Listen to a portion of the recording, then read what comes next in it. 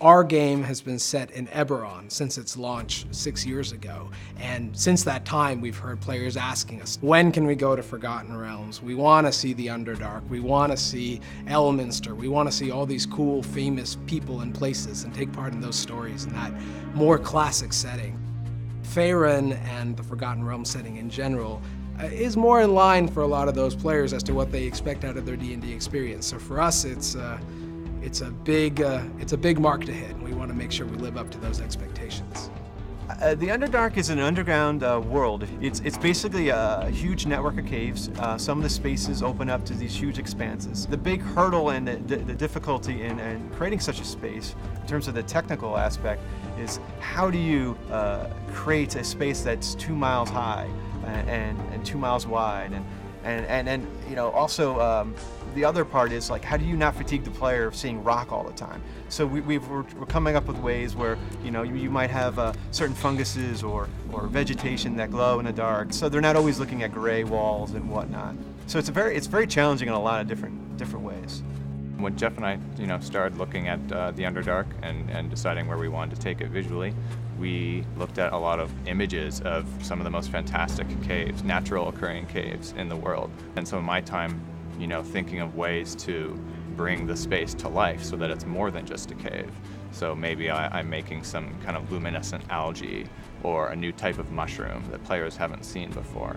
And beyond that, it's also, you know, home to the Drow and home to Schindlerin. And so there's a lot of cool lore that we get to dig into with that as well. Schindlerin in and of itself has a unique flavor, different from other Drow cities. It's actually built on a huge ziggurat, sort of a triangular pyramid that is quite big. It underlies the entire city. We've been working very closely with Wizards of the Coast. This is a place that you can't directly get to. We can work around it in the Underdark as far as physical space, both as a player and in the way that it's designed. It's a trading city. It's a city of portals. In fact, actually, it has no physical connection to the rest of the Underdark. It exists in its own cavern, and the only way to get in there is through portals. It's also located underneath Cormyr, so this provides a good place to find conflict between the Drow and Cormyr. The Drow are very evil. In Dungeons & Dragons parlance, they're chaotic evil.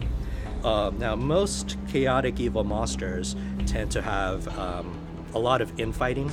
The Drow are like that, but they're a little bit more powerful and dominant. They're civilization builders. They plot against each other, they assassinate each other, or make temporary alliances to gain power. Basically, they see everybody as prey. They're all about how they can exploit somebody else to gain power for themselves. And they're very intelligent, they're high magic, they're one of the most dangerous and advanced civilizations out there, which makes them a really, really difficult enemy to go up against.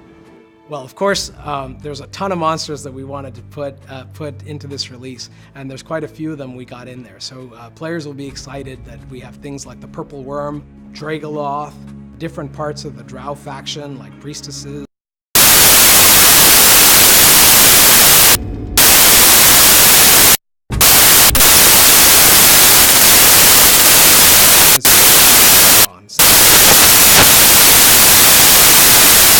We play